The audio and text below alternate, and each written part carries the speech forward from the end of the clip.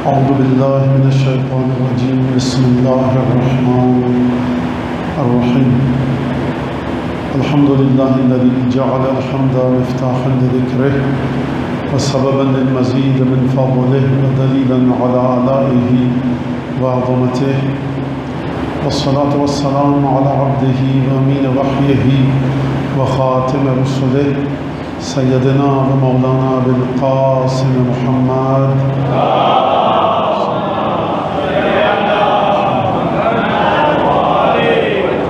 وعلى أهل بيته الطيبين الطاهرين الذين أذهب الله عنهم الرجس وطهرهم تطهيرا.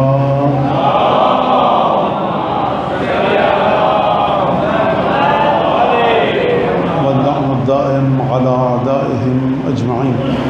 أما بعد، فقد قال الله الحكيم في كتابه المجيد: أعوذ بالله من الشيطان الرجيم. قد أفلح من تزكى وذكر اسم ربه فصلى بل تؤثرون الحياة الدنيا والآخرة خير وأبقى. سورہ اعلیٰ سبح اسم ربک الاعلیٰ کی آیت آپ کے سامنے پڑھی ہے. قد افلح من تزکى، کامیاب ہو گیا وہ شخص کہ جس نے اپنے آپ کو پاک کیا، اور اگر زیادہ بہتر ترجمہ کیا جائے تو کامیاب ہو گیا وہ کہ جو پاک ہوا. قد افلح من تزکى وذکر اسم ربہ فصلى، اور جب بھی اس نے اپنے رب کے نام کو سنا، اس کو یاد آیا. فصلى کا مطلب عام طور سے ترجمہ یہ کیا جائے گا کہ اس نے نماز پڑھی، لفظی ترجمہ.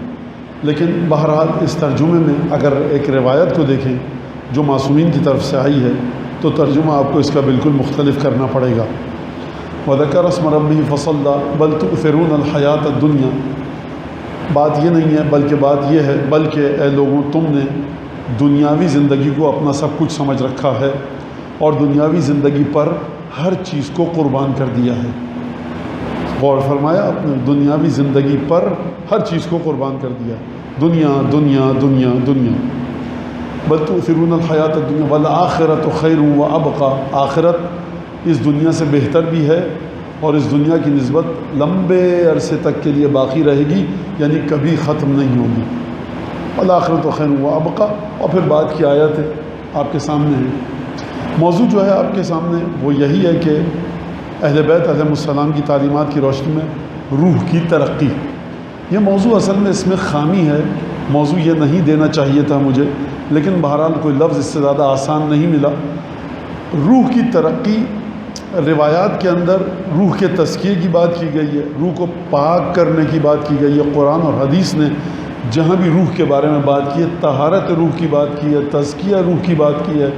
قد افلح من تزکى، قد افلح من زکاها، یہ تمام کی تمام چیزیں تزکیہ یعنی پاک کرنا. زکوٰۃ کو زکوٰۃ کیوں کہا جاتا ہے؟ کیونکہ زکوٰۃ جب آپ نکالتے ہیں تو مال کو آپ کے پاک کر دیتی ہے.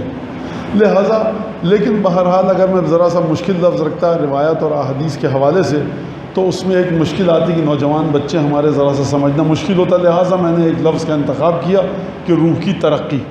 اب سوال یہ ہے کہ یہ روح کی ترقی یہاں سے چلے گی کہاں تک پہنچے گی، اور اہل بیت علیہ السلام کی احادیث کی روشنی میں، قرآن کی روشنی میں ہم کو دیکھنا ہے.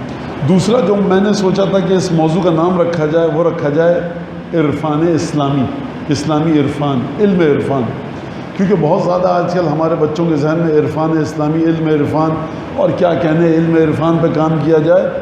سرکار علم عرفان کی مثال ایسی ہے کہ ہمارے پاس احادیث ہیں، روایات ہیں، صحیفہ سجادیہ ہے، اور اس کے باوجود بھی ہمارا نوجوان عرفان کو ڈھونڈے کہ علم عرفان کہاں پر ہے.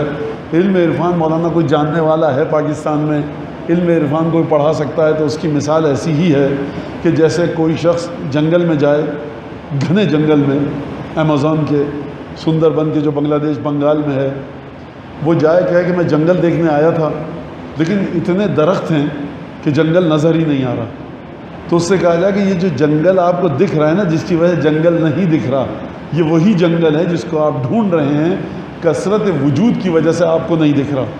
لہٰذا جو شخص جس کے پاس صحیفہ سجادیہ ہے، قرآن مجید ہے، دعائے کمیل ہے، دعائے ابو حمزہ صومالی ہے، وہ عرفان نہیں. مولانا یہ تو ہیں دعائیں، نہج البلاغہ، یہ تو ہے نہج البلاغہ قرآن، یہ قرآن ہے. امام حسین کی زیارت، استغفار، نماز شب، نافلہ، جھوٹ نہ بول، یہ تو سب ہے، پتہ ہے. عرفان کہاں ملے گا؟ یہی عرفان ہے. لہٰذا ہمیں عرفان کہاں پر ملے گا؟ عرفان اگر ملے گا تو اس ذات سے کہ جس کی ذات کا عرفان خدا کا عرفان ہے، جس کی ذات کی معرفت خدا کی معرفت ہے، یعنی حضرت اسد اللہ الغالب امیر المؤمنین علی ابن ابی طالب.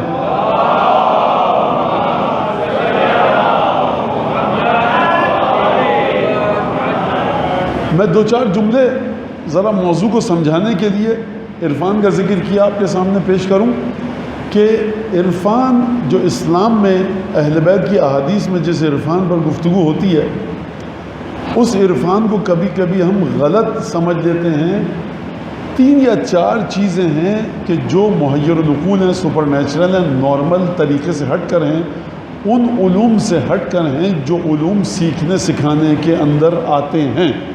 یعنی آپ کسی اسکول کالج میں جائیے اور جا کر سیکھ لیجئے physics, chemistry, mathematics, accounting, management اور 10 چیزیں، ہوائی جہاز اڑانا، اسپیس شٹل اڑانا، ہوائی جہاز کی مرمت، آپ ایئرونوٹیکل انجینئر بن سکتے ہیں سیکھ کر، آپ موبائل کیمرہ اس کی ریپیئرنگ کر سکتے ہیں سیکھ کر. کچھ علوم ایسے ہیں کہ جن کو سیکھا نہیں جا سکتا، لہٰذا جن علوم کو نہیں سیکھا جا سکتا انہیں کہا جاتا ہے علوم وہابی، یعنی انہیں ریویل کیا جاتا ہے، گرانٹیڈ ہوتے ہیں، ایکوائر نہیں کیا جا سکتا. جیسے تعبیر خواب، تعبیر خواب سیکھا نہیں جا سکتا، تعبیر خواب سیکھی نہیں جا سکتی، بلکہ تعبیر خواب عطا ہوتی ہے ایک ہندو اور سکھ کو بھی مل سکتی ہے اگر وہ کچھ خاص کام کرے. لیکن جنت اور جہنم کی تقسیم کے لیے خدا نے اپنا ایک خاص طریقہ رکھا ہے. لہٰذا ایک چیز ہے علوم غریبہ، ایک دفعہ ایک چیز آتی ہے دعا نویس اور تعویذ لکھنے والا، ایک دفعہ ایک چیز آتی ہے جادو اور سفلی عمل، اور ایک دفعہ ایک مرحلہ آتا ہے علم عرفان. یہ چاروں چیزیں الگ ہیں. انسان کبھی کبھی ان میں سے 3 چیزوں کو دیکھ کر سمجھتا ہے کہ یہ صاحب عرفان ہے، اور جب عرفان کی نشانیاں اور علامتیں ہمارے نوجوان سے پوچھی جائیں تو کہتا ہے کیا صاحب بات ہے ان کی کہ وہ شکل دیکھ کے بتا دیتے تھے کہ یہ تھا، تو ایک صاحب گئے تو انہوں نے کہا تم ہٹ جاؤ. کسی مرجع نے اگر ہمارے کسی سے کہا ہو کہ مجھے تمہاری فلاں شکل نظر آ رہی ہے تم چلے جاؤ، تو واقعا میں انعام دوں گا. اور دیکھیے مسئلہ یہ ہے کہ بہت سی باتیں ایسی ہوتی ہیں کہ بہت سے علماء نے بہت سے مراجع سے سنی ہیں، پوچھی ہیں، دیکھی ہیں. اب مسئلہ یہ ہے کہ وہ علماء، وہ ذاکرین، خطبہ جن سے فرض کیجیے آپ شاید واقف ہوں، واقف نہیں ہوں، وہ آپ کو پوری باتیں نہیں بتا سکتے کہ یہ جو معاشرے میں چیز چل رہی ہے ڈھکوسلے بازی ہے، اس کی طرف مت جائیے گا. شریعت انسان کے لبوں پر تالا ڈال دیتی ہے، لیکن مراجع کی تربیت کا طریقہ یہ نہیں ہے. اتنا عجیب طریقہ ہے مراجع اور مجتہدین فقہا جو شاگردوں کی تربیت کرتے ہیں، جو ہمارے عرفاء ہیں ان کی تربیت کا طریقہ اتنا عجیب ہے کہ آپ کو انہوں نے دانت پہ ہاتھ رکھا، دانت کا درد چلا گیا، وہ استخارہ اچھا دیکھتے تھے، انہوں نے یہ کر دیا، انہوں نے وہ دیکھ کے بتا دیا. یہ سب نچلے ترین مرحلے ہیں اس شخص کے جو کہ عرفان کی بلند ترین چوٹی پر ہے، جو متصل ہے اہل بیت سے. ان چیزوں کو دیکھ کر آپ تعین نہیں کر سکتے کہ عرفان کے بہت بڑے مرحلے پر ہے. ایک بات. اور دوسری بات، علم عرفان، مرحلہ عرفان، معرفت الہی، خداوند تبارک و تعالیٰ سے تعلق کہ خداوند تبارک و تعالیٰ اپنی مشیت اور ارادوں کے راز اس کے سامنے ظاہر کرے، وہ متصل ہو جائے وقت کے امام سے، حضرت حجت سے. یہ اس کے قلب کا مرحلہ ہے. آپ کیسے دیکھ کر چیک کریں گے؟ یہ عالم کی تشخیص کی بات نہیں ہو رہی ہے کہ آپ نے بحث کی کسی مجتہد سے اور آپ نے کہا کہ یہ عالم ہے، میں نے 5 مراجع سے بحث کی اور دیکھا سب سے اچھی بحث کا جواب انہوں نے دیا، لہٰذا یہ عالم ہیں. آپ اس طرح سے چیک نہیں کر سکتے. یہ ایک بڑا مسئلہ ہے. دوسرا مسئلہ، آج کل ہر چیز پیسے اور سیاست سے جڑ چکی ہے.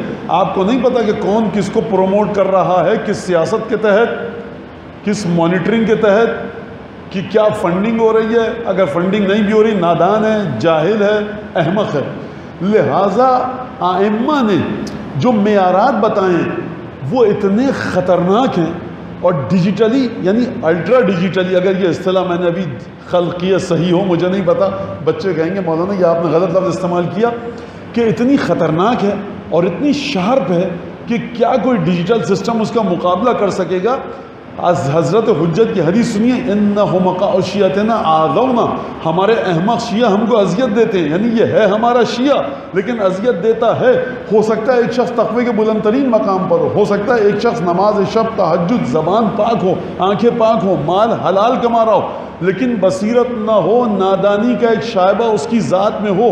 ہم جب بات کرتے ہیں روح کی ترقی کی، ائمہ معصومین علیہم السلام کے کلمات کی روشنی میں ہم جب بات کرتے ہیں روح کی ترقی یعنی عارف کے سلسلے میں، تو پھر ہم بات کرتے ہیں ایسے شخص کی کہ جس کے اندر وہ تمام صفات موجود ہوں جن کی جانب ائمہ نے تاکید کی ہے، اپنے شیعوں کو حاصل کرنے پر زور دیا ہے۔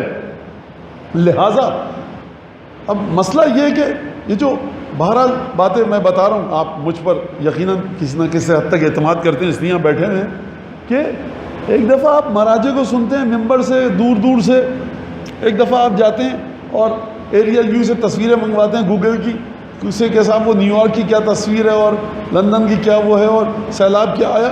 ایک دفعہ آپ خود لندن اور نیو یارک اور سیلاب زدہ علاقے میں جا کر دیکھتے ہیں کہ پانی کا بہاؤ اتنا تیز تھا کہ خوفناک آواز آ رہی تھی۔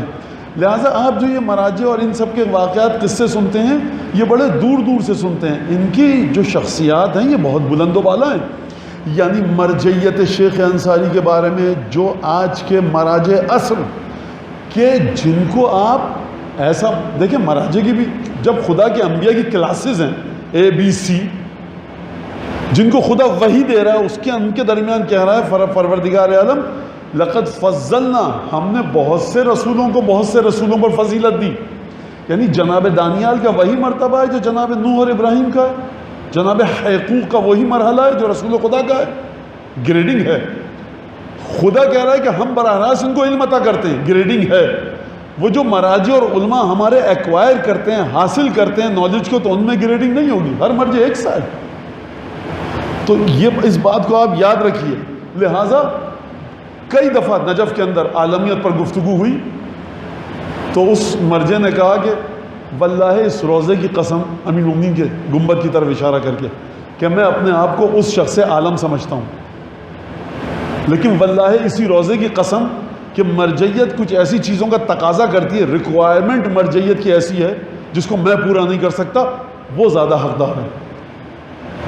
لہٰذا آپ مولانا آپ ہمیں پریشان کر رہے ہیں یا راستہ دکھانا چاہ رہے ہیں؟ پریشان کر کے راستہ دکھانا چاہ رہا ہوں۔ آپ اپنی ذمہ داریوں پر فوکس کر کے چلیے، جن چیزوں کے بارے میں خدا آپ سے نہیں پوچھے گا ان میں مت جائیے۔ اور یہ جو ممبر سے بتایا جاتا ہے آج کل کہ فلاں عارف ہیں آج کل سب سے بڑے، یہ اس پریکٹس کو اس سلسلے کو رکنا چاہیے۔ فضائل علماء کے بتائیں کہ ایک سے بڑھ کر ایک ہمارے علماء مراجع ہیں، لیکن آپ جب یہ سوال کرتے ہیں، متعدد مرتبہ مجھ سے کچھ سوال ہو چکا ہے، مولانا آج کل کون عارف ہے بتائیے۔ اگر آپ مجھ سے یہ پوچھتے کہ مولانا اس وقت 120 ہجری ہے، آج کا امام کون ہے، ہمارا امام معصوم جو مدینے میں ہے، تو میں آپ کو بڑی آسانی سے بتا سکتا تھا، کیونکہ نص رسول خدا ہے، کیونکہ امام کہتے ہیں کہ ہمارے پاس آؤ ہم تمہیں معرفت عطا کریں گے، کیونکہ مجھ پر لازم ہے اپنے امام کی معرفت، کیونکہ مجھ پر لازم ہے کہ اپنے زمانے کے امام کو پہچانوں۔ تو امام کو بتانا بہت آسان ہے کہ امام وقت کی خصوصیات یہ ہیں۔ اگرچہ امام وقت کی شخصیت کی کرامت اور بلندی خدا کے بعد اگر کوئی آج ہے تو امام وقت ہیں۔ جتنی عظیم ترین شخصیت ہے کہ عظیم ترین لفظ چھوٹا ہے، اتنا ہی آسان ہے سمجھانا اور معرفت تک لے کر آنا۔ بھائی 10 ہجری ہے، کون ہے امام وقت؟ یہ نوجوان جو آ رہا ہے علی بن ابی طالب، یہ ہے امام۔ لیکن اگر آپ پوچھیں کسی عالم سے آج کل کون عارف ہے، تو اگر کوئی بھی آپ کو بتاتا ہے، اچھا میں بات کر رہا ہوں ممبر پہ، کوئی اور کرے وہ اپنی ذمہ داری پہ کرے، جو میں کر رہا ہوں بات یہاں پہ کر رہا ہوں۔ اور نوجوانوں کو ایک بات اور بتا دوں کہ جب دیکھیں کوئی بات ہو ممبر سے، کوئی بھی کرے، کہیں سے بھی ٹیگ لگ رہا ہے نا، ٹیگ، سمجھ جائیے نادانی اور جہالت حکم فرمائے۔ امریکہ میں USA میں جا کر آپ جتنی بھی باتیں کر لیجئے خلاف کسی بھی سیاستدان کے، وہ یہ نہیں کہتا رشین ایجنٹ ہے پکڑو اس کو، آپ کبھی نہیں سنیں گے۔ دماغ اتنے کھلے ہوئے ہیں وہاں پر، اتنے کھلے ہوئے ہیں۔ آپ سڑک پہ کھڑے ہو کے اسلام کی تبلیغ کیجئے، ٹیوب میں کھڑے ہو کے سب وے پہ کھڑے ہیں، آپ تبلیغ کیجئے اسلام کی، کوئی آپ کو نہیں پکڑا۔ کوئی اب دیوانہ پاگل آ جائے تو وہ ایک الگ بات ہے، مار پیٹ کے چلا جائے، ان کو گھبراہٹ ہی نہیں ہے۔ یہاں سنی تبلیغ کرے، وہاں شیعہ، وہاں بریلوی کھڑا ہو جائے، وہاں قادیانی، وہاں دیوبندی، مسلمان غیر مسلم، سب مسلمانوں کے تمام فرقے مسلمانوں سے نکلے ہوئے جو گمراہ فرقے ہیں وہ سب، تب ان کو کوئی مسئلہ ہی نہیں ہے، وہ ٹیگ نہیں لگاتے یہ فلاں کا ایجنٹ ہے، وہ فلاں کا ایجنٹ ہے۔ یہ آپ کو کہاں پر لگے گا؟ جہاں پر لٹریسی ریٹ کی بات نہیں کر رہا، جہاں جہالت جتنی زیادہ ہوگی وہاں ٹیگ لگیں گے آپ کو۔ اور ہم بھی اسی معاشرے کی پیداوار ہیں، اسی اسکولنگ سسٹم کی۔ میں جو یہاں بیٹھا ہوں اسی اسکولنگ سسٹم کی پیداوار ہوں، آپ بھی اسی اسکولنگ سسٹم کی پیداوار ہیں۔ ٹیگ لگاتے ہیں، یہ MI6 کے ہیں، یہ CIA کا ایجنڈا ہے، یہ فلاں کا ہے، یہ نصیری ہیں، یہ ماتمی ہیں، یہ تقلیدی ہیں۔ اسٹک ٹو دا پوائنٹ، اشکال جو کر رہا ہوں اس کا جواب دو۔ اگر ایک بچہ مجھ سے آ کر کہے کہ مولانا خدا کی 3 کیوں نہیں ہو سکتے، مارو پکڑ کے اس کو، یہ مرتد ہو گیا۔ مولانا میرے سوال کا جواب تمہارے گیلیلیو سے کسی نے کہا کہ تمہیں پھانسی دے دیں گے، تم کہہ رہے ہو کہ دنیا سورج کے گرد نہیں گھومتی۔ اس نے کہا دیکھو میرے پھانسی دینے سے سورج تو دنیا کے گرد نہیں گھومے گا، دے دو پھانسی۔ خوب توجہ فرمائیے گا۔ لہٰذا معرفت کے مراحل کہاں سے کہاں بات چلی گئی، لیکن بہرحال خوب اچھی طرح سے سنیے ان باتوں کو، اور اس سوال کے پیچھے جانا چھوڑ دیجئے، خود آپ سے نہیں پوچھے گا۔ اور اگر بات کریں مرجعیت کی، تو تاریخ تشیع میں جو مرجعیت شیخ انصاری کی ہے بالکل کھیل نہیں ہے۔ یہ میں آپ کو کتابوں سے پڑھ کے نہیں بتا رہا، یہ ان لوگوں سے پڑھ کے بتا رہا ہوں کہ جنہوں نے سلسلہ سند جن کے پاس موجود ہے، جنہوں نے مجلسوں میں بیٹھ کر باقاعدہ گفتگو کی ہے۔ حضرت آیت اللہ العظمیٰ سید حسین آغا بروجردی کی مرجعیت مذاق مرجعیت نہیں ہے، یعنی ان کے اندر عالمیت، تقوی، فضل، قیاست، وہ جتنی صفات امیر المومنین نے کہی ہیں علماء تشیع کے لیے وہ آپ کو نظر آئیں گی۔ اور شیخ انصاری اگر پسینہ اپنا پھینک دے تو سیلاب آ جائے حوض قم اور نجف کے اندر، شیخ انصاری وہ، اب کسی کے حلق سے بات نہیں اترے تو نہیں اترے۔ سرکار میں قطعاً کسی، یہ جو مراجع طراز اول ہے، جو میں نے کہا نا مراجع میں گریڈنگ ہے، ہر مرجع بھی ایک لیول کا نہیں ہے، ایک مرجع C لیول کا ہے، ایک B کلاس ہے، ایک A کلاس ہے، حتیٰ جن میں شبہ عالمیت ہے ان کے درمیان بھی درجات کتنے ہیں۔ لیکن آپ مکلف ہیں، ذمہ داری کیا ہے؟ جو مرجع آپ نے پسند کر لیا، چوز کر لیا، چن لیا، تحقیقات کر کے شریعت کے مطابق، بس اس کی توضیح مسائل پہ عمل کیجئے۔ احتیاط واجب، لا یترک الاحتیاط، الاولا، الاحوط، اللازم، فلان، یہ سب آپ اسی پہ چلیے۔ آپ سے پوچھا جائے گا قبر میں امام کون ہے تمہارا؟ کسی تلقین میں کہا گیا دیکھو امام 12 ہیں اور احتیاط واجب میں وہ آیت اللہ اور احتیاط لازم میں وہ آیت اللہ، کہا کسی نے؟ یہ آیت اللہ سب قبر کے باہر رہ جائیں گے، قبر میں جائے گا آپ کے ساتھ 12 اماموں کا نام اور جو ذمہ داری ہے۔ اب کل کوئی کہے گا مولانا نے مرجعیت کی مخالفت کر دی۔ سرکار آپ کی مشکل یہ اور میری کہ آپ اتنی ڈھیروں باتیں سن کر آئے ہیں کہ جو خالص چیزیں علماء حوضے میں بیان کرتے ہیں وہ اگر آپ کے سامنے بیان کی جائیں، بھینس کا خالص دودھ اگر کراچی والا پی لے تو اس کی طبیعت خراب ہو جاتی ہے، اس کو عادت ہے کیمیکل پانی ملا ہوا دودھ کہ جس میں 30% کریم نکالی جا چکی ہو اور وہ خوش پیتا کہ مولانا بڑا بہترین دودھ ہے۔ تو ذرا میدے کو ہوتا ہے نا لیکٹوز فری اور یہ سب، میدے کو عادی بنائیے، دماغ کو اپنے عادی بنائیے حقیقت کے سامنے منتقل کرنے کا۔ اسد علی شوشتری مذاق کا بات نہیں ہے کہ جو شیخ انصاری کے زمانے میں تھے، تشرف جو حاصل ہوتا تھا سید علی شوشتری کو حاصل نہیں ہوتا تھا، شیخ انصاری کو حاصل ہوتا تھا۔ اور یہ بھی واقعہ نکل کر آ گیا، عجیب واقعات ہے۔ اور یہ میں نے کہا نا کہ آپ اس میں آج کل کون عارف ہے، آج کل آپ کا مرجع کون ہے، اس کا فتویٰ کیا ہے۔ بقیہ جتنے بھی قم، نجف، مشہد میں جہاں جہاں علماء ہیں محترم ہیں، ان کا احترام کیجئے، بات کیجئے۔ اور یہ بڑی ایک طویل گفتگو ہے، اس میں زیادہ نہیں جاؤں گا۔ لہٰذا علوم غریبہ، اس کے بعد علوم وہابی، اس کے بعد وہ علوم کہ جو سیکھے بغیر ملتے ہیں، اس کے بعد علوم سفلی، جادو ٹونا، عمل کرتے وقت جو جادو کے ذریعے اعمال کو انجام دیتا ہے وہ بھی وہ کام کر سکتا ہے جو آپ کی نظر میں ایک عارف کر سکتا ہے۔ وہ بھی آپ کی شکل دیکھ کے بتا دے گا کہ تم نے صبح کو یہ کام گھر میں کیا تھا، اور ایک عارف بھی بتا دے گا آپ کو، فرض کیجئے کہ تم نے یہ کام کیا تھا، تو دونوں برابر ہو گئے کیا؟ نہیں سرکار، مسئلہ یہی ہے کہ آپ اس چیز کے ذریعے مت دیکھیے کہ جو چیز آپ کو دکھ رہی ہے کرائیٹیریا الگ ہے اور وہ جو ایکچوئل فیگر ہے وہ ایک الگ چیز ہے، جو حقیقت ہے الگ ہے۔ اور کبھی ایکسیڈنٹلی حادثاتی طور پر کوئی ایک کام کو کر دے کسی وجہ کی بنیاد پر تو وہ الگ ہے۔ آپ کے سر میں درد ہو رہا ہے، ڈاکٹر کے پاس جاتے تھے، میں نے آپ کو کوئی بھی چائے بنا کر دے دی، کوئی ٹیبلٹ دے دی، بالکل صحیح ہو گیا، تو کیا میں اس ڈاکٹر کے برابر ہو جاؤں گا جو کہ MBBS ڈاکٹر ہے، اسپیشلسٹ ہے؟ نہیں ہو سکتا۔ لہٰذا آپ ان چیزوں کو ذہن میں رکھیے گا اپنے۔ شریعت کہتی ہے واجب، حرام، مستحب، مکروہ، اخلاق اہل بیت مومن بھائی کی مدد کرنا، والدین کا ادب احترام، جو چیزیں اہل بیت نے آپ کو لسٹ میں بتائی ہیں اس کے مطابق چلنے کی کوشش کیجیے. اور اگر مومن اہل بیت کے بتائے ہوئے نسخوں کے مطابق چلے تو اس کے پاس اتنا وقت ہی نہیں ہے کہ وہ دائیں بائیں دیکھ سکے. صبح کا اخبار نہیں پڑھ سکتا مومن، اتنا وقت نہیں بچے گا. خوب توجہ کیجیے. یہ جو ہمارے پاس وقت ہے اس کی وجہ یہ ہے کہ ہم اپنے روز و شب کو اس طرح سے نہیں گزار رہے جس طرح سے. آپ کو کیا کہوں، میں خود ایسا ہوں. سب سے پہلے میں اپنے آپ کو کہوں میرے پاس وقت اس لیے ہے کہ میں روز و شب کو اس طرح سے نہیں گزار رہا کہ جس طرح سے امام نے حکم دیا.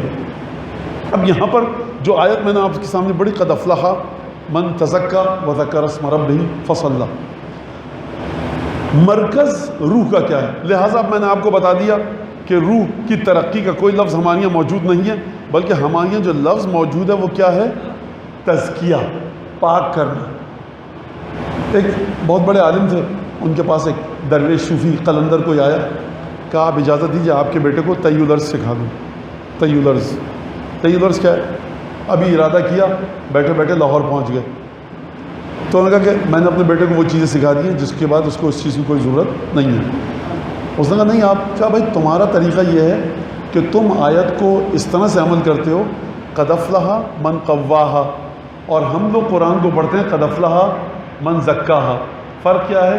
کہا کہ تم لوگ روح کو طاقتور بناتے ہو، ہم روح کو پاک بناتے ہیں.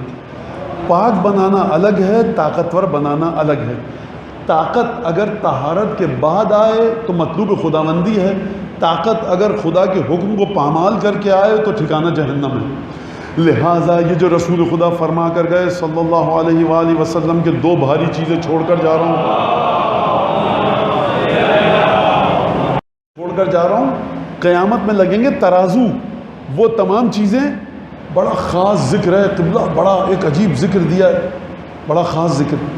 اچھا مجھے نہیں پتا تھا قبلہ آپ کے جو استاد ہیں وہ پنجتن سے بھی آگے. مولانا استغفر اللہ کیا کہہ رہے ہیں؟ میں نے کہا آپ کی بات ثابت کر رہی ہے. بڑا خاص ذکر دیا ہے. کائنات کے سب سے خاص الخاص انسان نے کائنات کی سب سے خاص الخاص ہستی کو ایک ذکر دیا تھا، اس سے بڑھ کر ہے یہ ذکر. کہا نہیں وہ انہوں نے یہ کیا ہے سرکار، آپ ہر آدمی جو شٹر کھول کے کھڑا ہوا ہے اپنی دکان کا اس کے پاس جانا چھوڑ دیجئے.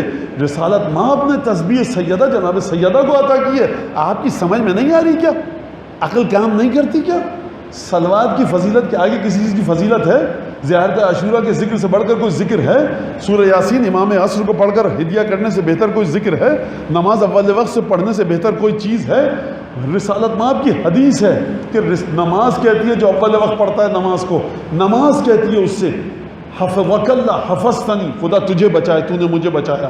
اور جب کوئی نماز کو ضائع کرتا ہے، آخری وقت میں پڑھتا ہے، قضا کرتا ہے، تو نماز کہتی ہے ضیعتنی ضیعک اللہ، تو نے مجھے تباہ کیا، خدا تجھے تباہ کرے.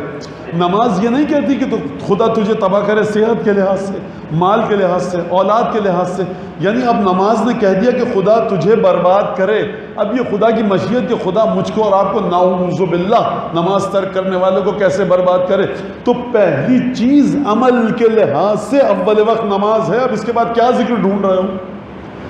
لَدُعَاءُ الرَّجُلِ بَعْدَ الْفَجْرِ إِلَى طُلُوعِ الشَّمْسِ از انجح فی الحاجات من الضارب بما له فی مشارق الارض و مغاربها. رسول خدا بتا رہے ہیں. اب ظاہر سی بات ہے رسول خدا ہیں، کوئی عارف تو نہیں ہے، تو عارف کا درجہ بہت بڑا ہے ہمارے عقیدے کے مطابق، رسول اللہ سے بھی نعوذ باللہ.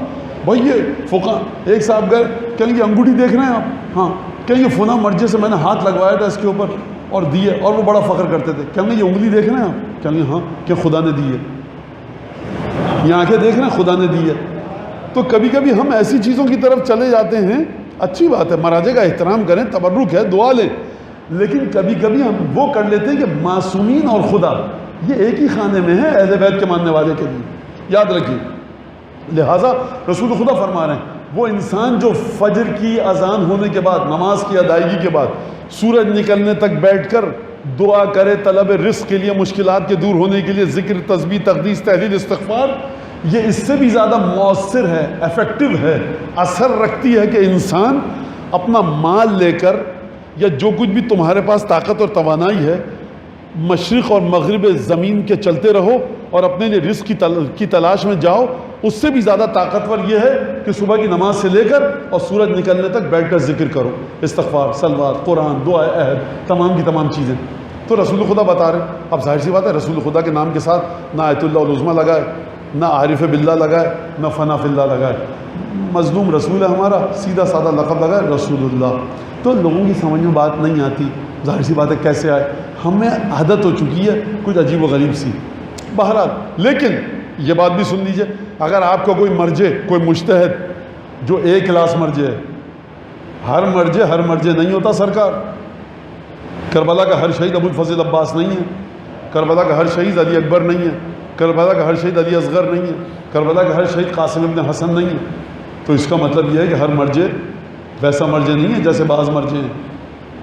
اس بات کو آپ سمجھیے، کبھی اس کی طرف سے آتی ہے کہ یہ دعا مومنین پڑھیں، اس کو آپ سنجیدگی سے لیجئے، اس کے ساتھ بالکل تقریباً روایت والا معاملہ کیجئے، اگرچہ ہے اس کا اجتہاد، لیکن بہرحال یہ وہ اجتہاد ہے جس سے آپ آسانی سے نہیں گزر سکتے، یہ بھی بات واضح ہوگی۔ اب جو مرکز ہے انسان کا روح کی ترقی کے لیے وہ ہے قلب، اگر قلب اپنی جگہ پر آ جائے، ہر ایک کو پتہ ہے کہ سلمان فارسی کیسی عبادت کرتے تھے، اور بہت سی عبادتیں ہمارے لیے کرنا ممکن بھی ہے، لیکن میں نہیں کر پاتا ویسی بات۔ کیوں نہیں کر پاتا؟ کیونکہ جی نہیں چاہتا۔ ایک مومنہ ان کے بیٹے نے بتایا کہ میری والدہ، ظاہر سی بات ہے کہ کوئی کام کاج نہیں تھا، گھر میں تھی، تو ہر سال وہ 100 قرآن ختم کرتی تھی، 100 قرآن۔ فجر کی نماز پڑھ کے بیٹھ جاتی تھی ظہر تک، ظہر کی نماز پڑھی، کھانا کھایا، آرام کیا، پھر قرآن پڑھنا شروع کیا مغرب تک، پھر مغرب عشاء کی نماز پڑھی، کھانا کھایا، پھر قرآن پڑھنا شروع کیا جب تک نیند نہیں آ رہی، رات کو اٹھ گئی قرآن۔ دن میں نماز پڑھنا، کھانا کھانا، حوائج ضروریہ اور قرآن، تو سال میں 100 قرآن ختم کرتی تھی۔ ٹھیک ہے، یہ آپ نے سن لیا۔ یہ میں بات نہیں کر رہا جناب فضہ کی، اسی شہر کی ایک مومنہ کی بات کر رہا ہوں، یہ جناب سیدہ کی کنیزوں کی بات نہیں ہو رہی، یہ بھی جناب سیدہ کی کنیز ہی ہوں گی۔ اب مسئلہ یہ ہے کہ کوئی شخص اسی طرح کی خاتون ہو جس کے پاس وقت ہی وقت ہو، وہ کیوں قرآن اٹھا کے نہیں دیکھ پا رہی؟ قلب مائل نہیں ہو رہا، قلب نہیں جھک رہا، کچھ اور کر لیں۔ بیماری اتنی بڑھ گئی ہے کہ واٹس ایپ پہ ایک دفعہ تو گھنٹی بجتی ہے، میسیج آیا، ایک دفعہ انسان دیکھتا ہے کہ میسیج کیوں نہیں آ رہا، یعنی آ بیل مجھے مار، بخدا واٹس ایپ جیسی بڑی زحمت۔ اب بچوں کے لیے شاید انٹرٹینمنٹ ہو، یقین کیجئے کہ ایک جو لوگ ہیں پبلک کے اندر اور عوام کے ساتھ، واٹس ایپ زحمت ہے ان کے لیے، زحمت۔ 1.5 گھنٹے کی کسی علامہ نے تقریر کی اور آپ نے اٹھا کے داغ دی کسی مولانا نے، تقریر سن کے بتائیں صحیح ہے کہ غلط ہے؟ 1.5 گھنٹے کی تقریر، اگر 5 آدمی مولانا کو 1.5 گھنٹے کی تقریر بھیج دیں 1 گھنٹے کی، تو 6-7 گھنٹے مولانا کے گئے۔ لیکن انسان یہ نہیں سوچ رہا کہ مولانا پوری تقریر سنیں پھر بتائیں صحیح ہے کہ غلط ہے۔ تو یہ بڑا ایک عجیب سا سلسلہ۔ بہرحال مرکز ہے قلب، دل ہے مرکز۔ امیر المومنین علیہ الصلوۃ والسلام نہج البلاغہ میں فرماتے ہیں کہ اول ما تغلبون علیہ، سب سے پہلے جو چیز تمہارے ہاتھ سے جائے گی، دیکھیے اب تغلبون مجہول ہے، اس کا معنی غلبے سے، یہ سب آپ کو پریشان کریں گی باتیں، لہذا میں آسان ترجمہ کروں۔ سب سے پہلے جو چیز تم پر حاوی ہو جائے گی اور تم میدان سے نکل جاؤ گے اور چھوڑ دو گے اس کو، من الجہاد، جہاد جو ہے خدا کا حکم ہے، جہاد میں سب سے پہلے جو تم جس چیز کو چھوڑو گے، الجہاد بایدیکم، ہاتھ سے جو جہاد کیا جاتا ہے اس کو تم چھوڑ دو گے۔ مولا فرما رہے ہیں بالسیف نہیں فرما رہے ہیں، ہاتھ سے جہاد۔ ہاتھ سے جہاد یہ بھی ہو سکتا ہے کہ کسی غریب کا گھر بن گیا، آپ جا کر اس کو بنا دیں۔ ہاتھ سے جہاد یہ بھی ہو سکتا ہے کہ کوئی کنویں سے پانی نہیں نکال پا رہا، آپ کنویں سے پانی نکال دیں۔ ہاتھ سے جہاد یہ بھی ہے کہ آپ تلوار اٹھائیں اور دشمن خدا کے مقابلے میں کھڑے ہو جائیں۔ تو جناب امیر فرما رہے ہیں کہ سب سے پہلے جو جہاد تم پر غلبہ پائے گا، یعنی تم چھوڑ دو گے اس کو، وہ کیا ہے؟ ہاتھ کے ذریعے۔ اور اس کے بعد کیا؟ بِأَلْسِنَتِكُمْ، پھر زبان کا جہاد چھوڑو گے۔ زبان کا جہاد کیا ہے؟ خاندانوں میں، آفس میں ہم دیکھ رہے ہیں شخص مظلوم ہے، غلط کام ہو رہا ہے، میں زبان ہلا سکتا ہوں، نہیں ہلاتا، کیوں پڑھوں میں اس جھگڑے میں کسی دوسرے کے؟ خاندان میں یتیم کی جائیداد ہڑپ کر گئے چچا ماموں تایا ان کے، خاندان میں دیکھ رہا ہوں کہ یتیم بچے ہیں، ماں ان کی دولت ہڑپ کر گئی، میں نے دیکھا کہ یہ شوہر جو ہے اپنی بیوی کا حق غصب کر رہا ہے، خاندان میں دیکھ رہا ہوں، میں دیکھ رہا ہوں کہ ساس بہو کے جھگڑے میں ساس کی غلطی ہے، 2 لفظ نہیں بول پا رہا، میں کیوں پڑھوں خواہ مخواہ کے جھگڑے؟ یہ ہے جہاد زبان کے ذریعے۔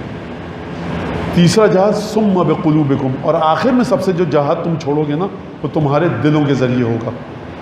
فرمایا کہ جب تم دلوں کے ذریعے جہاد چھوڑ دو گے، قلوب کے ذریعے، فَقُلِبَ فَجُعِلَ أَسْفَلُهُ أَعْلَاهُ وَأَعْلَاهُ أَسْفَلُهُ، جب تم اپنے دلوں کے ذریعے جہاد چھوڑ دو گے تو ہوگا کیا؟ ہوگا اس میں یہ فَلَا يَعْرِفْ مَعْرُوفًا وَلَا يُنْكِرْ مُنْكَرًا، جب تم اپنے دل کے ذریعے جہاد چھوڑو گے تو تم دل میں بھی اچھی چیز کو اچھا سمجھنا چھوڑ دو گے اور بری چیز کو برا سمجھنا چھوڑ دو گے۔ معاشرے میں دیکھ لیجیے آپ، برائی بڑے دھیرے دھیرے آتی ہے۔ میں ایک مثال دوں آپ کو کہ ہوا کیا ہے، اور آپ کے عقائد ہمارے عقائد کے ساتھ۔ ایک شخص ہے، اس کو فنون حرب مارشل آرٹس آتے تھے ہر قسم کے۔ اس کے پاس ایک شخص گیا سامنے لڑنے کے لیے جس کو مارشل آرٹ نہیں آتی تھی، تو یہ پیٹ دے گا نا اسے، لیکن ایک طریقہ ہے یہ کر سکتا ہے، یہ ایک بے ہوشی کا انجیکشن لے اور کسی طرح سے اس کے بدن میں داخل کر دے، یا نیند کی گولیاں اس کو کھلا دے۔ تو اب یہ صاحب جو جوڈو، کراٹے، تائیکوانڈو اور کیا کیا آتا تھا ان کو، کک باکسنگ اور نہ جانے کیا کیا، یہ گوشت کا ڈھیر ہے۔ اب آپ کو جو اس کے ساتھ کرنا ہے کیجئے۔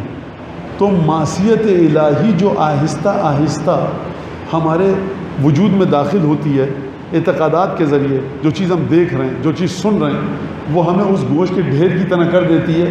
اس پہ خوش مت رہیے گا کبھی، ہم اہل بیت کے ماننے والے ہیں، اہل بیت کے ماننے والے ہیں، لیکن آپ کو آہستہ آہستہ ایک انجیکشن لگایا جائے گا، نیند کی گولی دی جائے گی، آپ گوشت کا ڈھیر بن جائیں گے۔ پھر جب آپ کے اندر ارادہ اور اختیار ہوگا تب آپ جنگ کر سکیں گے نا کسی سے، تب آپ مخالفت کر سکیں گے۔ لہٰذا مولا فرماتے ہیں کہ تمہارا دل جب مر جائے گا اور دل کے ذریعے جہاد کرنا چھوڑ دو گے تو قلبا، تو تمہارے دل کو الٹا کر دیا جائے گا، اور تم جب اچھی چیز کو دیکھو گے تو اچھا نہیں کہو گے، بری چیز کو دیکھو گے برا نہیں کہو گے۔ وَجُعِلَ أَسْفَلُهُ أَعْلَاهُ وَأَعْلَاهُ أَسْفَلُهُ، تو تمہارے قلب کی حالت ایسی کر دی جائے گی کہ جب آپ گلاس کو اوندھا کر کے رکھ دیں تو تمہارا قلب اوندھا ہو جائے گا۔ اوندھا ہونے کا مطلب سمجھتے ہیں بچے، یعنی الٹا ہو جائے، یعنی برعکس ہو جائے، کسی کام کا نہ رہے۔ اگر گلاس کو آپ الٹا کر دیں تو آپ پانی کیسے ڈالیں گے؟ یہ گلاس کسی کام کا نہیں رہا۔ اگر جگ اوندھا ہو جائے تو اب کسی کام کا نہیں رہا۔ تو سارا مسئلہ آ گیا کہاں پر؟ آخری قلب کے بارے میں جو جناب امیر المومنین علیہ السلام نے نہج البلاغہ میں ایک چھوٹی سی گفتگو فرمائی ہے، وہاں پر فرماتے ہیں کہ لا یستقیم، اچھا ہم کہاں پر ہیں؟ روح کی ترقی، قد افلح من تزکا، کامیاب ہو گیا جو پاک ہوا۔ تو ہم طہارت پر گفتگو کرنا چاہ رہے ہیں۔ طہارت کا مرکز ہے قلب، طہارت کا مرکز ہے روح۔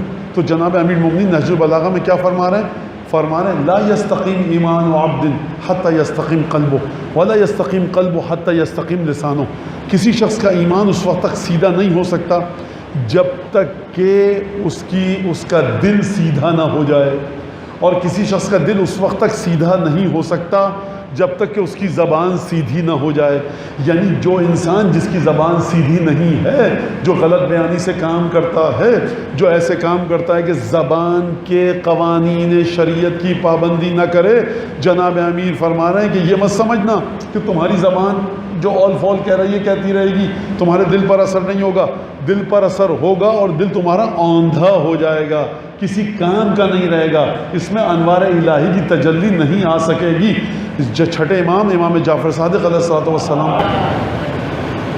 من یرید اللہ ان یہدیہ، سورہ انعام 125ویں آیت، من یرید اللہ ان یہدیہ یشرح صدرہ للاسلام، خدا جس شخص کی ہدایت کرنا چاہتا ہے اس کے دل کو اسلام کے لیے کھول دیتا ہے۔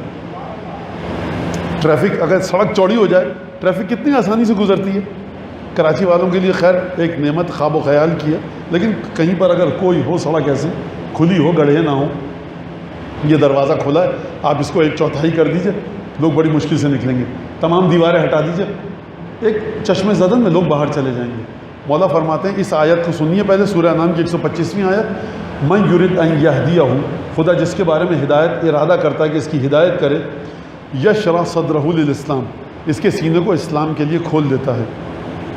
ومن یرید ان یضلہ، اور جس کو خدا چاہتا ہے گمراہی میں چھوڑ دے تو وہ یجعل صدرہ ضیقا حرجا کانما یصعد فی السماء، تو اس کے سینے کو اتنا تنگ کر دیتا ہے خدا کہ گویا وہ آسمانوں کا سفر کر رہا ہے۔ بچے جانتے ہیں جتنی زیادہ ہائٹ پہ جائیں آپ اتنا زیادہ دم گھٹنے لگتا ہے۔ ماؤنٹ ایوریسٹ پر جائیے، مری میں جائیے، گلگت بلتستان میں جائیے، آپ کو سانس لینے میں تکلیف ہوگی۔ تو بلندی کی طرف تو تنگی سینے کی سمجھ میں آتی ہے پہاڑی مقام پر جا کے۔ تو آیت کا ترجمہ سمجھ میں آ گیا آپ کے؟ خدا سینہ کھول دیتا ہے، خدا سینے کو تنگ کر دیتا ہے۔ خدا سینے کو جو تنگ کرتا ہے یعنی اس میں اسلام کا نور نہیں جا پاتا، تو ہوتا کیا ہے؟ اب اس آیت کے ذیل میں، اس آیت کے ساتھ آپ چھٹے امام کی حدیث سنیے۔ بخدا یقین کیجئے کہ خزانہ ضائع ہو رہا ہے، نہج البلاغہ صحیفہ سجادیہ ضائع ہو رہی ہے۔ آپ عادت ڈالیے پڑھنے کی، 6 مہینے نہیں، 3 مہینے نہیں، 1 مہینے روزانہ 1 گھنٹہ، آدھا گھنٹہ نہیں، 15 منٹ قرآن کا ترجمہ پڑھیے، صحیفہ سجادیہ کا، نہج البلاغہ کا پڑھیے، کہیں سے کھلے پڑھیے۔ مولانا شروع سے آخر سے یہ سب شیطان کے ڈھکوسلے، شروع سے پڑھنا، نام یاد نہیں ہوتے، ارے بھاڑ میں جائیں، دشمنوں کے نام جتنے ہیں لکھیں نہج البلاغہ میں، اور چاہنے والوں کے نام اپنے سروں کی زینت بنائیے۔ آپ پڑھیے، پڑھنے کی عادت ڈالیے 15 منٹ، اور 6 مہینے بعد آپ دیکھیے گا کہ آپ کے اندر کیا تبدیلیاں آئی ہیں۔ اور اس کے ساتھ ساتھ نماز اول وقت انسان پڑھنے کی عادت ڈالے۔ تو آیت آپ کی سمجھ میں آ گئی؟ سورہ انعام 125ویں آیت۔ چلیے چھٹے امام کیا فرما رہے ہیں؟ حضرت امام جعفر صادق علیہ السلام فرما رہے ہیں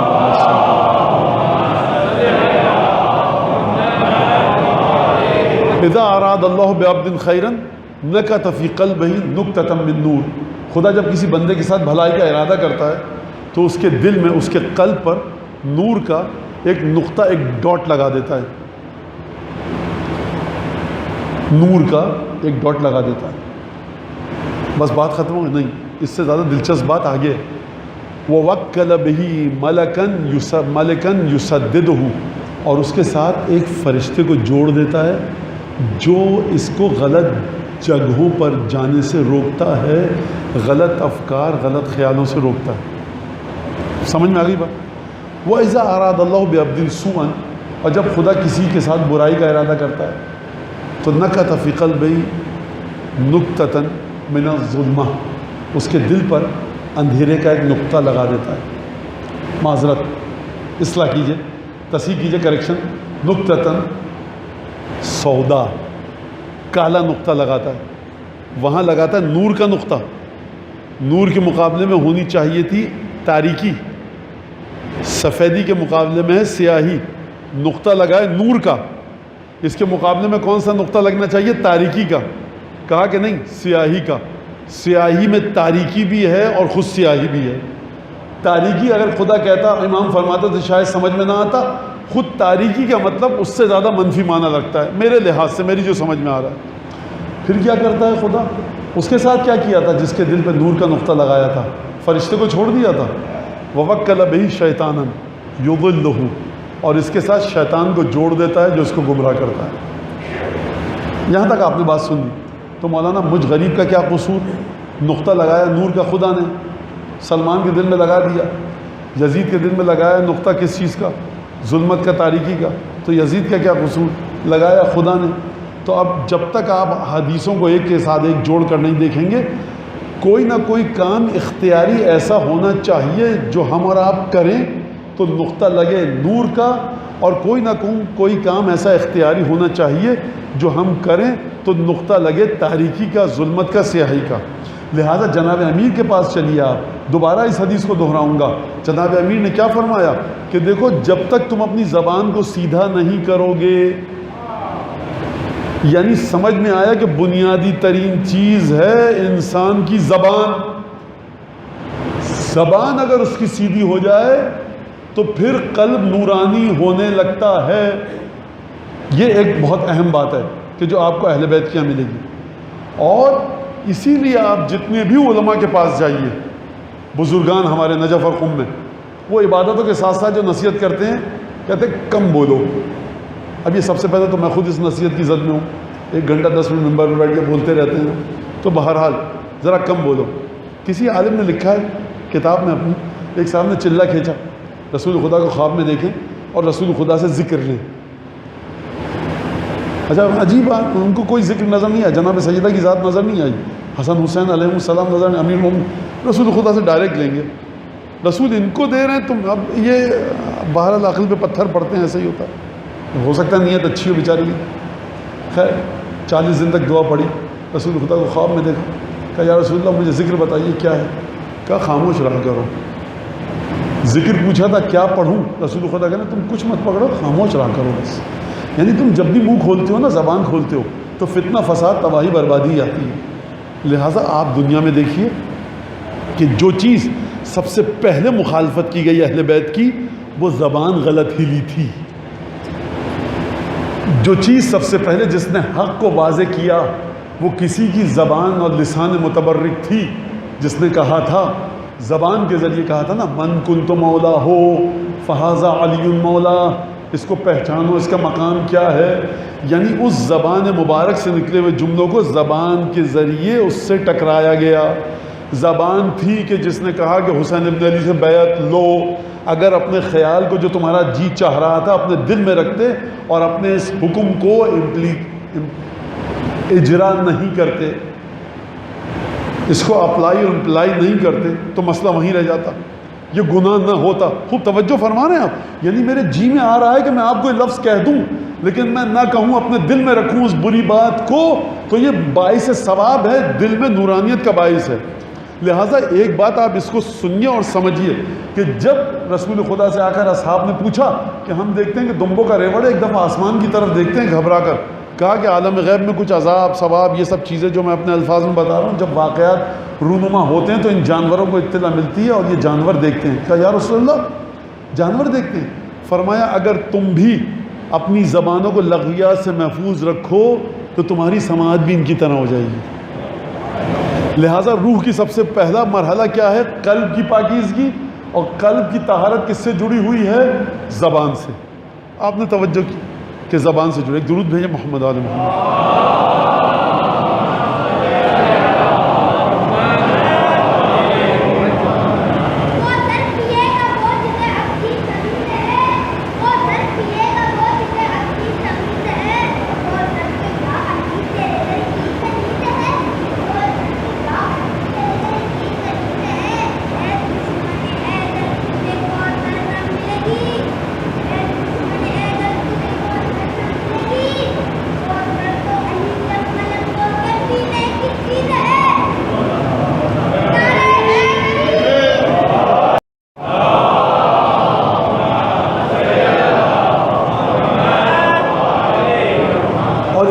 کے ساتھ ساتھ جو چیز انسان کو اچھائیوں کی طرف لے کر جاتی ہے وہ ہے رزق حلال۔ رزق حلال کے بارے میں یہ ہے کہ جو رزق حلال کماتا ہے تفتح لہ ابواب السماء، اس کے لیے آسمان کے دروازے کھل جاتے ہیں۔ جو رزق حلال کما کر آیا، تکیے پہ سر رکھ کر سویا، رسول خدا فرماتے ہیں باتا مغفورا لہ، وہ اس حال میں سویا ہے کہ اس کے گناہوں کو معاف کر دیا گیا۔ رزق حلال اہم ترین عبادت ہے نماز روزے کے بعد، یاد رکھیے گا۔ رزق حلال کے ذریعے نسلیں سنور جاتی ہیں، رزق حلال کے ذریعے انسان کے دل میں نورانیت آتی ہے، رزق حلال کے ذریعے انسان کا شعور معطر ہوتا ہے۔ تو یہ دو باتیں میں نے آپ کے سامنے کہی، لیکن ان سے بھی آگے ایک چیز ہے کہ جو انسان کو صحیح رستے پر لے کر جاتی ہے، وہ کیا ہے؟ چھٹے اور پانچویں امام فرما رہے ہیں کہ دعائم و دعامت الانسان العقل، بنیادی ترین چیز جو انسان کی شخصیت کا اہم ترین ستون ہے وہ ہے اس کی عقل۔ اگر کسی کی عقل نہیں ہے وہ معرفت الہی کے درجوں کو طے نہیں کر سکتا، اگر کسی کی عقل نہیں ہے وہ معرفت کے بلند ترین مقامات کو طے نہیں کر سکتا۔ واقعہ آپ کے سامنے ہے، ایک جزیرے میں ایک شخص تھا، عبادت کرتا تھا، ملائکہ نے دیکھا، عبادت پر چونک اٹھے، پریشان ہو گئے، پروردگار اتنی بہترین عبادت کر رہا ہے، اس کیا ہمیں اجر بتا۔ خدا نے کہا اس کا اتنا سا ثواب ہے۔ ملائکہ نے کہا اتنی عبادت اتنا سا ثواب، اتنی عبادت اتنا سا ثواب؟ پروردگار یہ تو کچھ عدالت اور انصاف سے جوڑ نہیں کھا رہا۔ خدا نے کہا جاؤ زمین پہ خود چیک کر لو، جا کر زمین پر آئے، اس کے پاس انسان بن کے دوستی ہوئی، کہا ماشاءاللہ صاحب اتنی عبادتیں کر رہے ہیں، کچھ خدا سے مانگا آج تک، کچھ دعا ہے؟ کہا کہ ہاں اتنی عبادتیں کر رہا ہوں، یہ جگہ ہے یہاں پر گھاس پھوس اتنی ہے، ہری بھری پتے ہیں، پھول ہیں، پودے ہیں، بوٹے ہیں، کاش خدا کا کوئی گدھا بھی ہوتا تو یہاں پر آ کر چرتا، یہ گھاس ضائع ہو رہی ہے ساری۔ خدا نے کہا عقل دیکھ لی اس کی؟ یہ کہہ رہا خدا کا کوئی کاش گدھا ہوتا تو یہاں پر آ کر گھاس چرتا۔ عبادت کو مت دیکھو، عقل کو دیکھو۔ جناب امیر فرماتے ہیں کہ کم من صائم لیس لہ من صیامہ الا الجوع والعطش وکم من ساہر باللیل یا کم من قائم باللیل کم من قائم باللیل لیس لہ من قیامہ الا السحر والتعب۔ مولا فرماتے ہیں کتنے روزے دار ایسے ہیں جن کو ان کے روزے کا نتیجہ بھوک اور پیاس کے علاوہ کچھ نہیں ملتا، اور کتنے ہی راتوں کو اٹھ کے عبادت کرنے والے ایسے ہیں کہ جن کو ان کی راتوں کی عبادت کا صلہ اس میں سوائے تھکاوٹ اور نیند حرام کرنے کے کچھ نہیں ملتا۔ فرمایا حبذا نوم الاکیاس و افطارہم، کہا کیا خوب ہے راتوں کو سونا عقل مند لوگوں کا، اور کیا خوب ہے روزہ نہ رکھنا عقل مند لوگوں کا۔ یہ جو کہا جاتا ہے نا کہ علی بن ابی طالب کے ہاتھ میں توحید کی نبض ہے، مزاج الہی علی بن ابی طالب کے ہاتھوں میں ہے، یہ غلط نہیں کہا جاتا، جوش عقیدت میں نہیں کہا جاتا۔ حبذ نوم الاکیاس، جو اکیاس یعنی جو عقل مند ہیں۔ اب اس کا ترجمہ اکیاس، عاقل، فہیم، متفقہ، یہ ایک اس میں پیچیدہ بحث ہو جائے گی، میں اس میں نہیں جانا چاہ رہا، یہ سب الفاظ الگ الگ ہیں۔ تو مولا کیوں فرمانے؟ اس کا مطلب کہ بنیادی ترین چیز عقل و شعور ہے۔ حر شیخ انصاری، مرتضی انصاری، شیخ انصاری، ان کے ایصال ثواب کی نیت سے ایک درود تو پڑھیے ذرا۔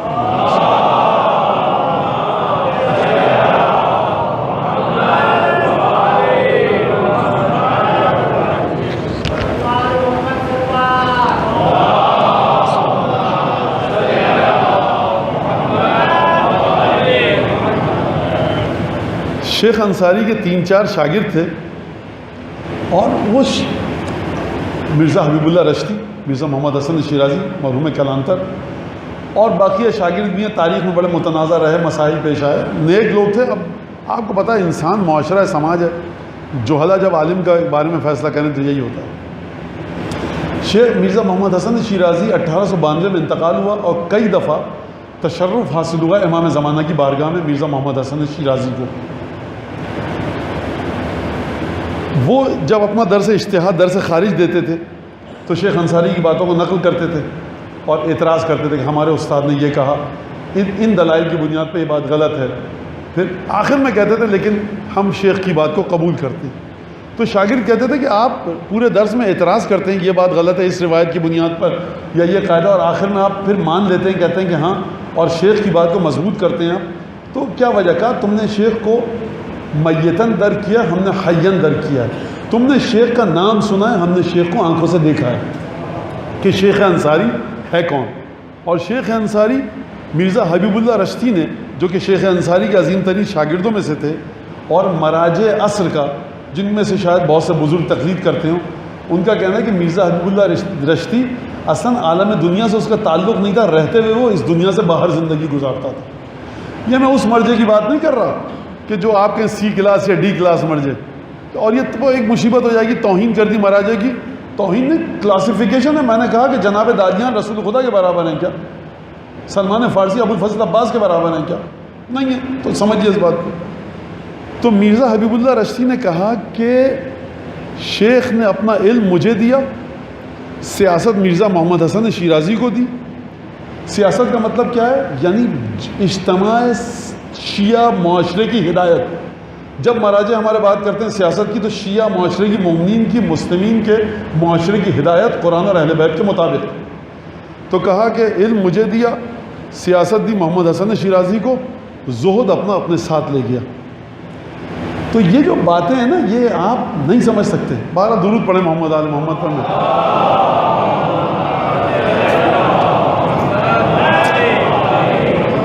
اس زمانے میں جب واٹس ایپ نہیں تھا، فیس بک نہیں تھی، ٹیلی فون کالز نہیں ہو سکتی تھی، ٹیلی گرام یہ جو تار آتا تھا وہ نہیں تھا نجف میں، اس وقت شیخ انصاری کو جو بعض باتیں تھیں کہ ہندوستان میں یہ ہوا ہے تو اس چیز کے مقابلے میں ہمیں یہ کرنا ہے، 1864 میں انتقال ہو گیا۔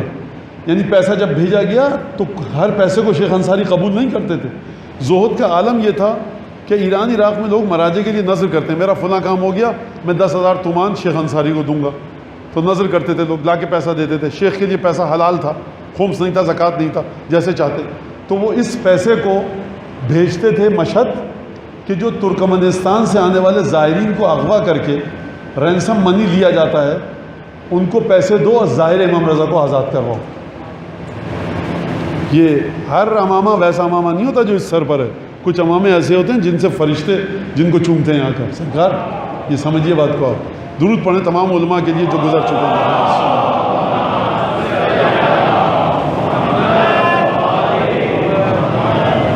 لہٰذا قلب اور دل یہ جو آپ کے علماء ہیں یہ ایک عجیب ان کے اندر عقل بھی ہونی چاہیے, بلند ترین چیز عقل. تو لہٰذا وہ آئے, خدا نے کہا تم نے دیکھ لیا, کہہ رہا کہ ہمارا گدھا ہوتا گھاس کھاتا. اب یہ بات آپ کی سمجھ میں نہیں آئی, نہ میری سمجھ میں آئی. پانچویں امام کی حدیث کی طرف چلیے. فرماتے ہیں پانچویں امام, ان اللہ یحاسب الناس یوم القیامہ یا ان اللہ یداق الناس یوم القیامہ بما اعطاہم من العقل. خدا اتنی باریک بینی سے اپنے بندوں کا حساب لے گا قیامت میں کہ جتنی خدا نے ان کو عقل دی ہوگی. یعنی سلمان فارسی کا حساب کتاب مجھ سے کہیں زیادہ باریک بینی سے ہوگا. تو آپ نے سمجھا, دیکھا کہ بنیادی ترین چیز ہے عقل. دعامت الانسان العقل, عقل ستون ہے انسان کی شخصیت کا. چھٹے امام کے پاس ایک شخص آیا کہ ہاں میرا ایک پڑوسی ہے, وضو کرتا ہے, نماز پڑھتا ہے, روزہ, یہ سب کاموں میں لگا رہتا ہے. جب بول چکا امام نے فرمایا یہ بتاؤ اس کی عقل کیسی ہے. کہا مولا بس عقل اس کی چلے گی. کہا کہ نہیں, جب تک عقل اس کی بہترین نہیں ہوگی وہ تشخیص نہیں دے سکتا, تعین نہیں کر سکتا. عقل کیا سکھاتی ہے؟ عقل اچھے اور برے میں تمیز نہیں سکھاتی. امام رضا فرماتے ہیں یہ تو جانور بھی کر سکتا ہے. عقل اچھے, بہتر اور بہترین کی تمیز سکھاتی ہے. حر ابن یزید, شیخ انصاری کی بات سن لی آپ نے تو سنیے. حر ابن یزید ریاحی کے بارے میں شیخ انصاری سے کسی نے پوچھا, جب ہمارے پاس حدیث ہے کہ تفکر الساعۃ, ایک لمحے کا تفکر اگر کوئی کرے گا تو 70 برس کی عبادت سے بہتر ہے. شیخ انصاری سے پوچھا کہ یہ کیسے ہو سکتا ہے کہ ایک لمحے کا تفکر, سوچ 70 برس کی عبادت سے بہتر ہو؟ شیخ نے فرمایا ہو سکتا ہے. کہا کس طرح سے؟ کہا حر کا تفکر, ایک لمحے کے لیے سوچا, ادھر آ گیا. اب خوب توجہ کیجیے گا. جناب حر کے پاس, میں حر کے مصائب نہیں پڑھ رہا, سمجھانا چاہ رہا ہوں. حر کے پاس 2 راستے ہیں. گھوڑا تو موجود ہے, ایڑ لگائیں گھوڑے کو اور بھاگ جائیں. کون پیچھے آ سکتا ہے؟ گھوڑے نے پانی بھی پیا ہوا ہے, خود نے بھی پانی پیا ہوا ہے, نکل جائیں. حسین کے قتل سے ہاتھ رنگین نہیں ہوئے, گناہ سے بچ گئے. اور گناہ کبیرہ کون سا ہے عاشور کے دن؟ حسین ابن علی کو چھوڑنا. یہ وہ کبیرہ ہے جس کے بعد مولا نے خود فرمایا جہنم اٹل ہے. دوسرا کون سا گناہ ہے کہ اگر صدائے استغاثہ مولا کی سنے کوئی اور جواب نہ دے تو اس پر بھی جہنم واجب ہو گئی. امام حسین نے لوگوں سے کہا کہ اگر میرا ساتھ چھوڑ کے جا رہے ہو اتنی دور چلے جاؤ کہ میری آواز نہ آئے. یہ ہے خانوادہ رسالت کہ جو لوگوں کو جہنم سے بچاتے ہیں. تو یہ شیخ انصاری اور عقل کا مرحلہ یہ. تو حر نے کیا کیا؟ حر جا سکتے تھے لشکر یزید کو چھوڑ کے, برے کو چھوڑ دیتے, اچھے کا انتخاب کر لیتے. عقل تھی اس مرحلے پر کہ بہترین کا انتخاب کیا. آئے لشکر میں, قتل ہو گئے, لاش ٹکڑے ٹکڑے ہو گئی. اگر بھاگ جاتے کوفے میں, بیوی بچوں کا ہاتھ پکڑ کے چلے جاتے, قبیلہ طاقتور تھا, خود بھی قبیلے کے طاقتور سردار تھے, معافی تلافی ہو جاتی, گناہ میں شامل نہ ہوتے. یہ عقل نہیں ہے کہ آپ اپنے آپ کو بچا لیں. عقل یہ ہے کہ بچائیں اور بہترین مرحلے پر جا کر بچائیں. لہٰذا اب آپ نے توجہ کی کہ کس طرح سے روح کی ترقی ہوئی, کس طرح سے حر نے اپنے آپ کو پاک کیا. بس یہاں سے ایک دوسری طہارت ہم کو سمجھ میں آئی کہ کبھی طہارت روح کے لیے قد افلح من تزکا, قد افلح من زکاہا کے مرحلے تک پہنچنے کے لیے کبھی آپ کو ایک عمر پاپڑ بیلنے پڑیں گے, جتن کرنے پڑیں گے, نماز قضا نہ ہو, خم زکوٰۃ.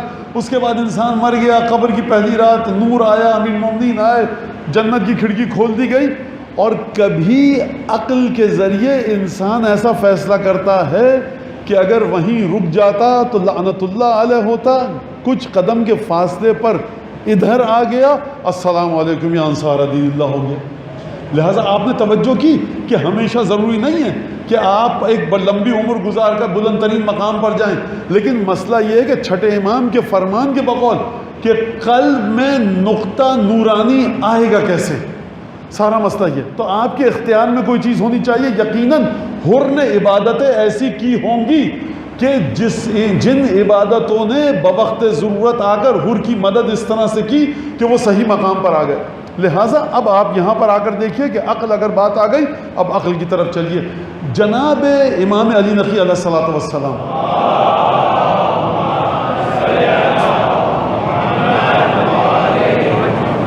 ابو ہاشم جعفری حضرت جعفر طیار کی اولاد سے اور امام علی نقی علیہ السلام، امام رضا علیہ السلام کے قریبی ساتھیوں میں سے، اصحاب میں سے. امام رضا سے بھی حدیث نقل کی ہے انہوں نے، امام علی نقی علیہ السلام سے بھی. فرمایا ہے کہ یا ابا ہاشم، 10ویں امام فرما رہے ہیں یا کہیے 8ویں امام فرما رہے ہیں، دونوں سے روایت ہے. العقل حباء من اللہ والادب کلفۃ، من کلف علی الادب قدر علیہ ومن تکلف علی العقل لم یزدد الا جہلا.